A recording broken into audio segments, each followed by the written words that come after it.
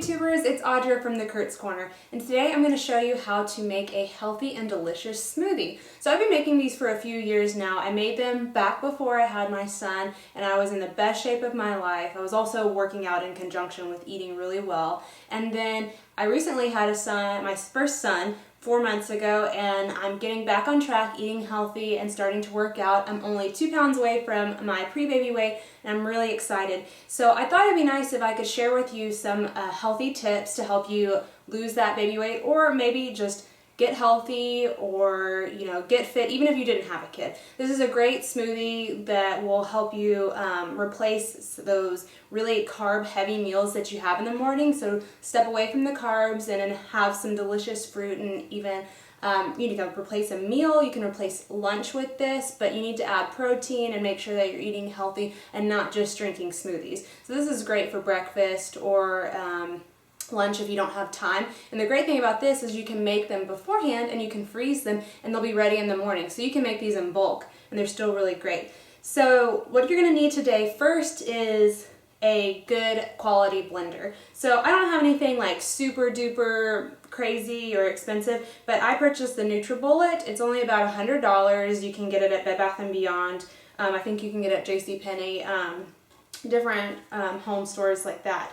And it's really great. It's high powered, it works perfect, it blends up the smoothie really well. And aside from your blender, you're going to need your ingredients for your smoothie. So I use a frozen fruit, and you can use fresh fruit and freeze it, and that's really great because it'll add kind of that icy thickness to your smoothie rather than it just being really runny. So fresh fruit is always the best way to go, and then you can chop it and freeze it, or you can buy already frozen berries from your local grocery store and have them stockpiled in your fridge. You're also going to need a green to go into your smoothie. So the perfect green for smoothies is spinach or kale, and you really can't taste it, so don't be afraid and think that it's going to taste yucky, because it won't. It really doesn't add much flavor at all, but it gives you the vitamins and nutrients that you need from your greens that you should be eating every day.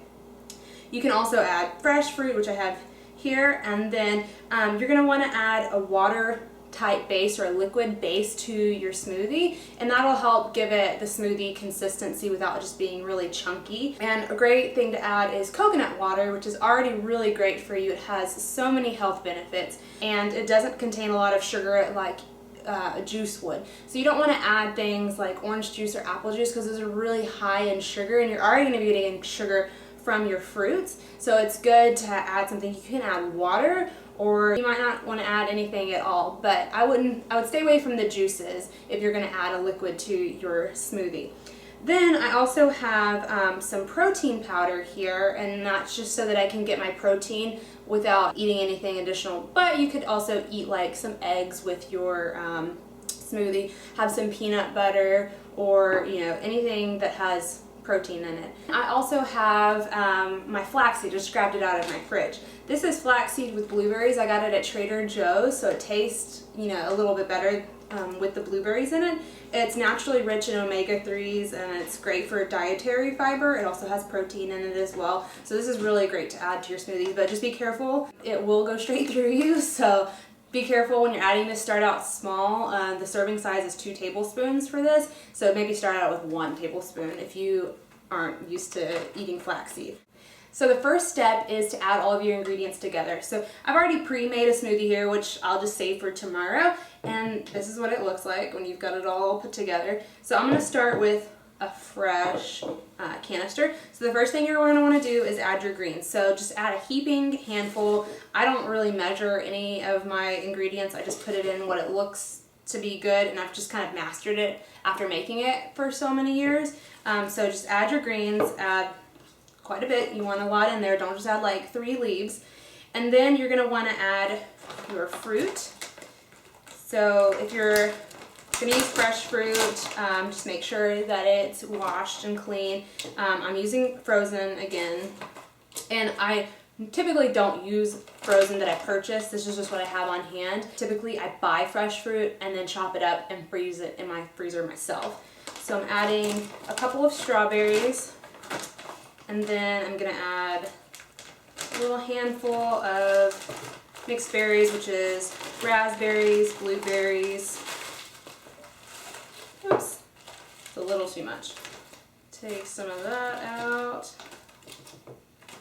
And then I'm gonna add my fresh banana. And you can cut it up or just put it in chunks. It really doesn't matter since it's not like hard. Next, we're going to, I guess, dump in our protein powder. This is just 2 tablespoons of protein, or 3 tablespoons of protein powder, which is half the serving of a typical protein drink. And then I'm gonna add my flaxseed. And again, just stick with 1 tablespoon if you're not used to eating flaxseed. Just 1 tablespoon. And then I'm gonna pour in my coconut water. And you don't want to put too much liquid in, otherwise your smoothie will be too thin.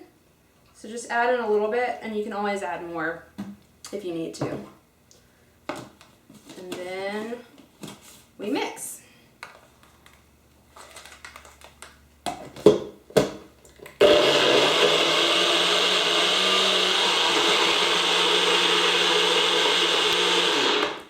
Sometimes you gotta shake it up, get those leaves all off the sides.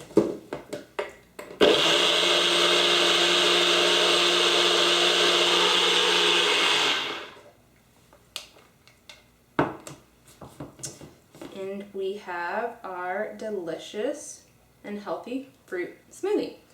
So this one's a little runny. I might add some more fruit to it. You could even add peanut butter to thicken it up, or almond butter if you want to go the healthier route, and that will make it thicker, or even some ice. So I hope you enjoyed today's video, and if you did, be sure to give it a thumbs up down below. I'm going to put a link to my blog where you can find recipes like this and others, and then I'm also going to be talking on my blog about losing baby weight after having a baby. So feel free to pop on over to my blog, and I'll see you next time. Bye!